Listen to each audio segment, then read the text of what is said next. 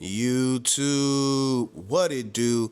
It's your boy TWV checking in for episode 19 of 40 years of Wrestlemania with TWV, which will mean we are on Wrestlemania 19. Wrestlemania 19 took place at Safeco Field in Seattle on March 30th, 2003, becoming the first Wrestlemania held in the state of Washington. A record-breaking 54,097 fans from all 50 states and numerous countries around the world at Safeco Field resulted in ticket earnings of $2.76 million. WrestleMania 19 was the first WrestleMania to be promoted under the WWE name after the promotion was renamed from World Wrestling Federation in May of 2002. It also was the first WrestleMania to take place after WWE introduced the brand extension in March of 2002. So this WrestleMania had 10 matches in total, 9 on TV, and I liked 4 of those matches, so that's a good percentage. The rest of the matches were kind of underwhelming. Didn't really scratch my itch. Like Undertaker was in a handicap match, so I'm thinking, do both of these count toward the streak, or does only one pinfall count toward the streak? Like, he did beat 2 people. Like, I'll have to go back and look through the streak history and see if they only counted 1 pinfall or technically beat 2 people, so that counts as 2 people he beat. But let's not get in a tangent on that. With that being said, let's get into the review. So the first match was Shawn Michaels versus Chris Jericho, and this was Shawn Michaels' first WrestleMania since 1998. He had been gone a couple years. He had basically career-ending back injury, but he came back. He stayed home for about 4 to 5-ish years. Came back, and he was kind of back to that old Shawn Michaels. And man, him and Chris Jericho went out there, and it was a master class. Like, I'm probably gonna say this maybe 3 or 4 more times with the other matches, but they went out there and they just went for it. Like, it was some real graps going on, man. Like, this is a TWB 5-star, and I loved everything about it. This is definitely gonna make the list of best matches on the 40 years of WrestleMania match recap and rankings. Like, Shawn Michaels came back from that injury, like, he had missed a step, and like I said, this was Chris Jericho rolling into his prime, and man, they went at it for 22 and a half minutes, and it felt like a blur. But it was just the in-ring work, the storytelling throughout the match, Jericho attacking Michaels' back, throwing Michaels into the turnbuckle, just injuring his back more, doing the walls of Jericho. Like, at one point, Jericho's going to go do the walls of Jericho again, and Michaels had, twisted his hips and spun him out of it. Like, man, it was just great graps, and I loved everything about it. This is a recommended watch if you have time. With that being said, let's get into the next match. The next match that I thoroughly enjoyed was Triple H versus Booker T for the World Heavyweight Championship. We're just going to skip to the end. I felt like Booker T should have won the match. I don't think Booker T ever won a world title while he was in the WWE. I might be wrong, but I don't remember if he ever won one in the WWE. And if it was, it's probably short-lived. Or it was probably at a time where I wasn't watching wrestling, so I really don't know. When I was coming up, I only really watched the WrestleManias at my homie Q's house. So a lot of the week-to-week stuff, I did not know what was going on. I missed every pay-per-view outside of WrestleMania, so I didn't know what was going on until WrestleMania every year. I played on a video game, so that was kind of when I would know people were the champions. But, when games drop, they could be the champion when the game drops, but then, by the next week, they're not the champs no more. But let's not get into tangent. This was Booker T's best WrestleMania match, in my opinion, because he was put in that World Championship pedestal, so he went for it. This match ticked in right under 19 minutes at 18 minutes and 45 seconds. It was a good old-fashioned brawl. They were going for it, like I said.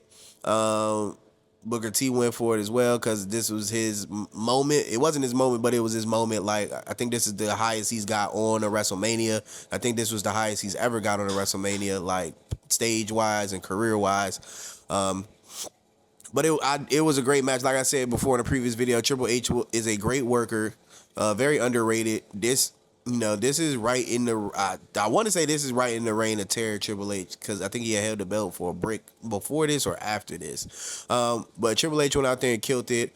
He had Ric Flair by his side, so this was pre-Evolution. So Ric Flair had his little shenanigans here and there, but like he had put Triple H's foot on the rope when Booker T was about to win, so you know how that goes. But I loved everything about it. A recommended watch. Definitely gonna make the ranking system. I don't know where yet. Still got 21 more WrestleManias to go. But with that being said, let's get to the next one. The next match was The Rock versus Stone Cold Steve Austin, and this was the final match of The Rock and Stone Cold Steve Austin's 3 WrestleMania trilogy. It wasn't 3 WrestleManias consecutively. I think it skipped. It was like every other WrestleMania. This basically, not even basically, this was Stone Cold's retirement match. The backstory going into it, nobody in the WWE knew he was retiring, I think, except Vince McMahon and The Rock.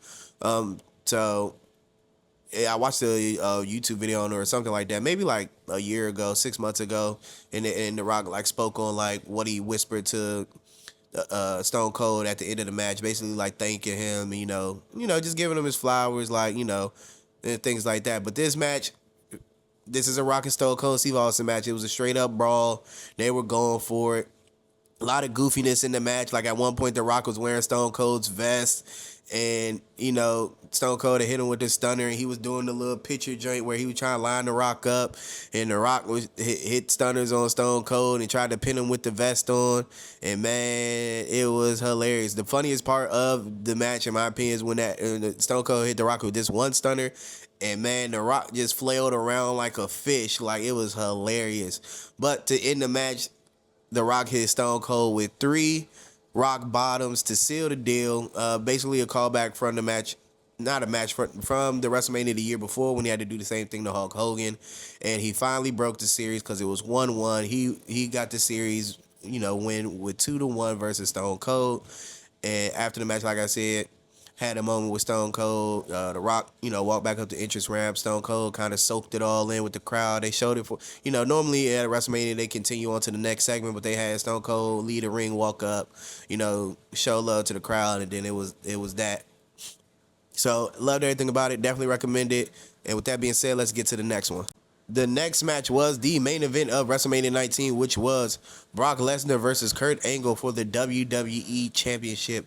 And it had some stipulations to it. It said, had Kurt Angle been counted out, disqualified, or had anyone interfere on his behalf, he would have lost the title belt. So nobody interfered. He didn't get disqualified. He didn't get counted out. This was a 21-minute technical wrestling masterclass, and then it got crazy at the end. They were, chain wrestling, switching holds and all of that. The highlight of my match is when Kurt Angle did an ankle lock on Brock Lesnar. Brock Lesnar basically drug Kurt Angle to the rope so he could break it. And then after that, they were going back and forth, exchanging basically like teasing finishers. Like Angle went for the Angle Slam. He flipped out of that. Brock Lesnar went for the not rock bottom, the F5, and Angle flipped out of that. Then he finally hit Angle. He finally hit Angle with the F5, and then he didn't pin him. And Brock Lesnar almost broke his neck because when you watch it live, Kurt Angle's too far away from him to do the shooting star press that Brock Lesnar does. But it was intentional because Angle was supposed to roll out the way at the same time. But it was insane because Brock Lesnar damn near landed face first. But after that, they exchanged a couple more moves. Brock Lesnar caught Kurt Angle with the F5. 1, 2, 3. We have a new WWE champion. I think at the time, Brock Lesnar was the youngest champion ever until Randy Orton broke the record. I want to say in 2006. Might be wrong. But yeah, this was a great WrestleMania. I definitely recommend watching WrestleMania 19. There's 4 matches that you can jump straight to. If you want to watch the whole WrestleMania, I'm always encouraging people to learn about wrestling, watch the whole WrestleMania. But if you just want to get to the real graps, jump to these 4 matches and you'll be thoroughly entertained. With that being said, it's your boy TWV, checking in and checking out. I'll catch you tomorrow for the next one. Peace.